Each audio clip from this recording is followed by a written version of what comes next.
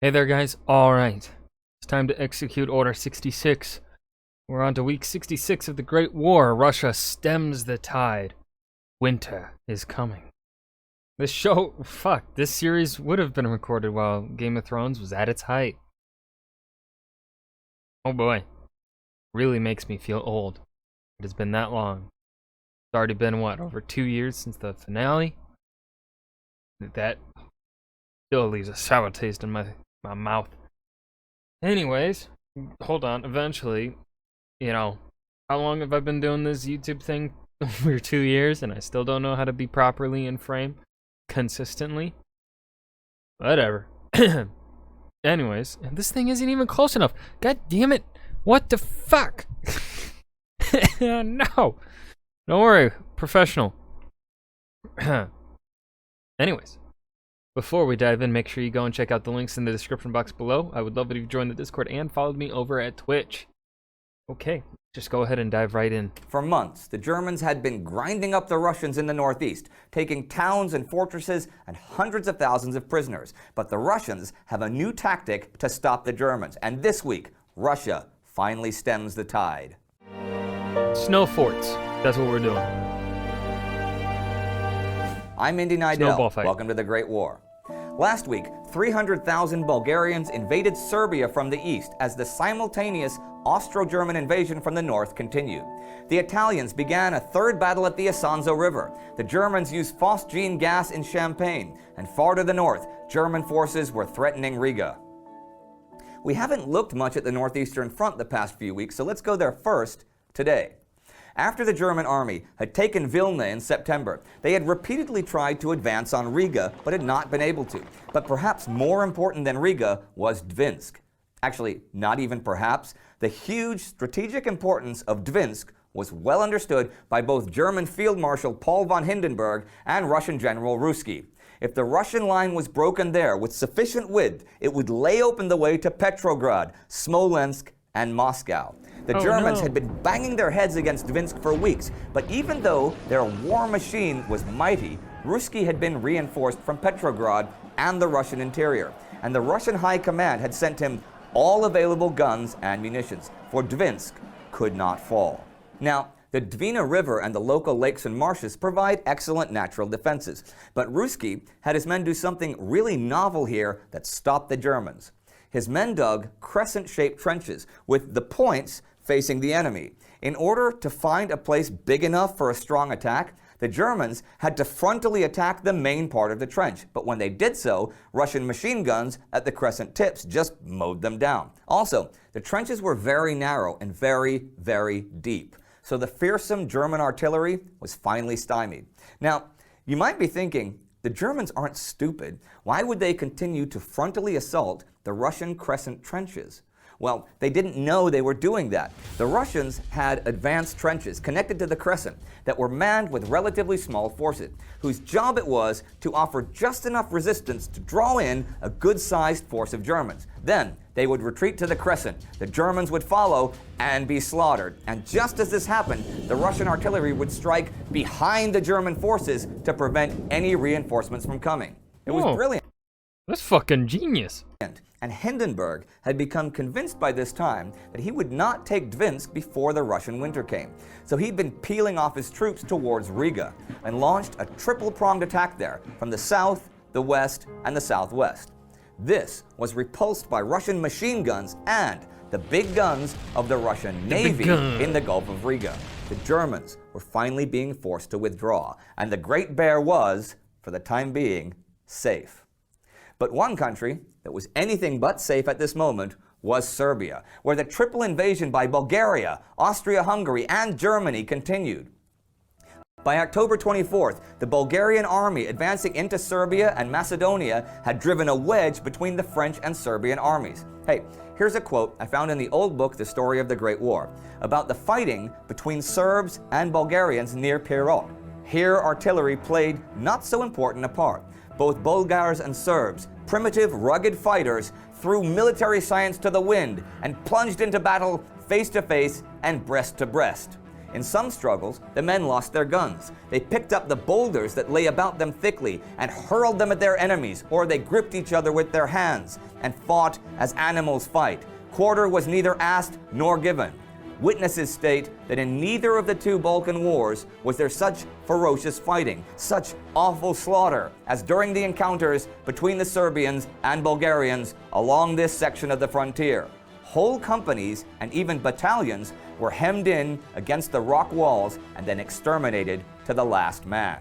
But finally, numbers began to show the advantage, and the Serbians were obliged to retire from ridge to ridge. Village after village was taken and burned. Serbia was being invaded by something like 700,000 men, and the situation so was fucking many for such a tiny country. Like, yeah. That's how Austria-Hungary should have been able to take that country within the first year. Like, there's really no excuse for how shit the Austro-Hungarian army is. And while the situation further south at Gallipoli was been a while since we've been to Gallipoli here. Was perhaps not as dire as that of Serbia, it remained grim. Charles Munro was the new British commander at Gallipoli, where up to 306 soldiers were being evacuated daily.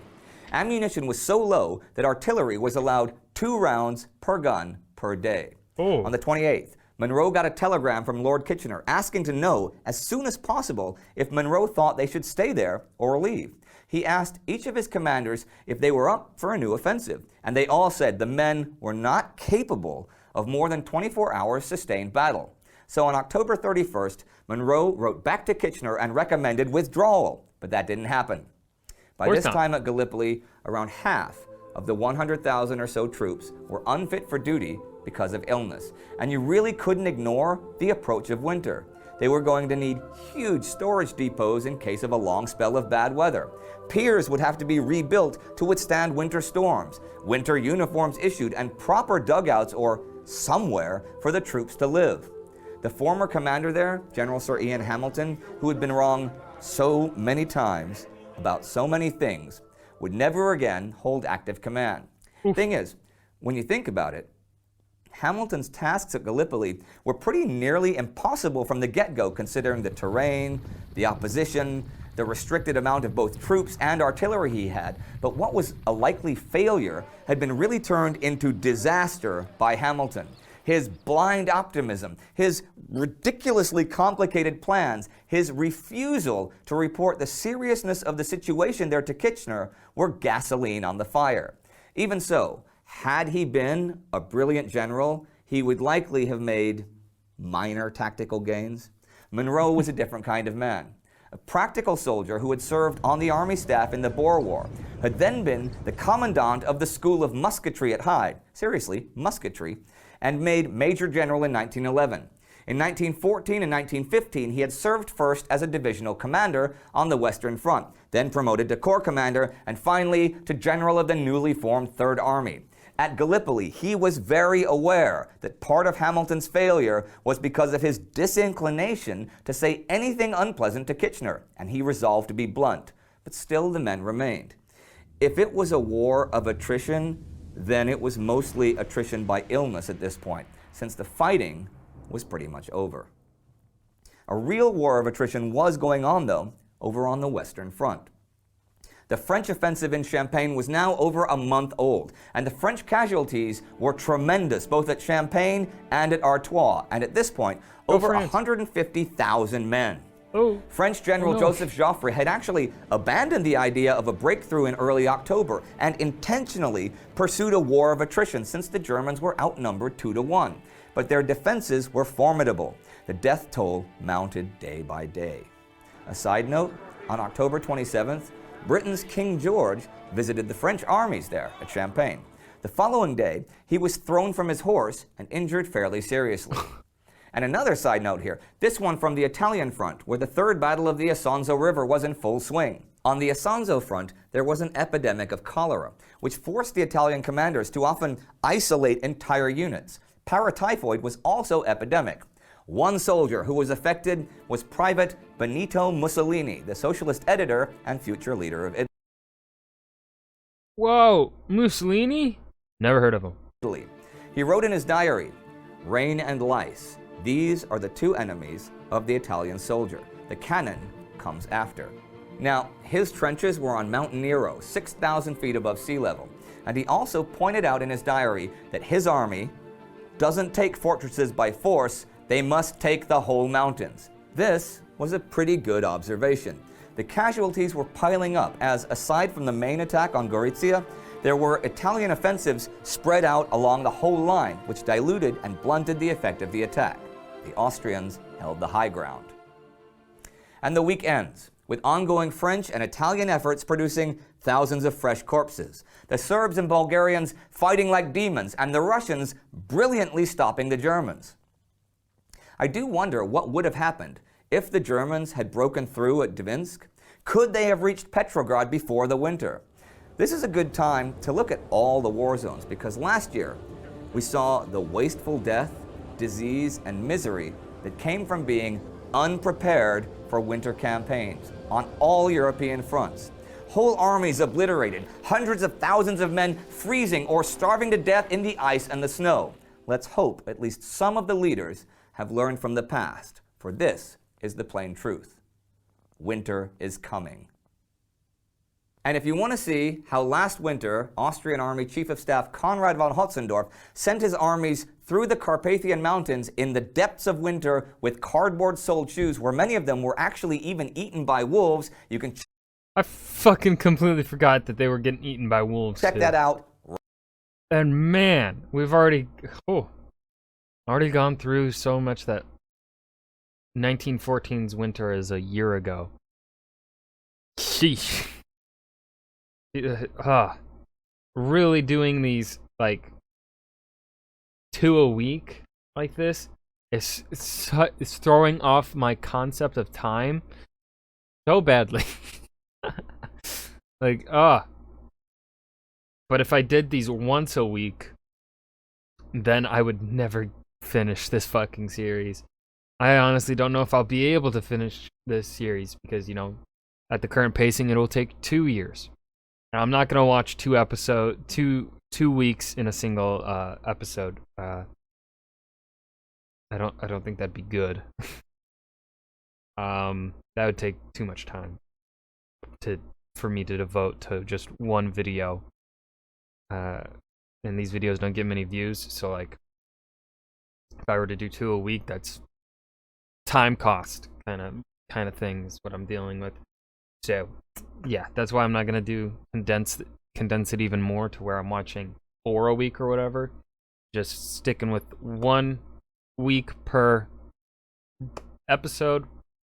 And because I've seen some comments on some people suggesting upping it to 2 Great War weeks per one of these episodes.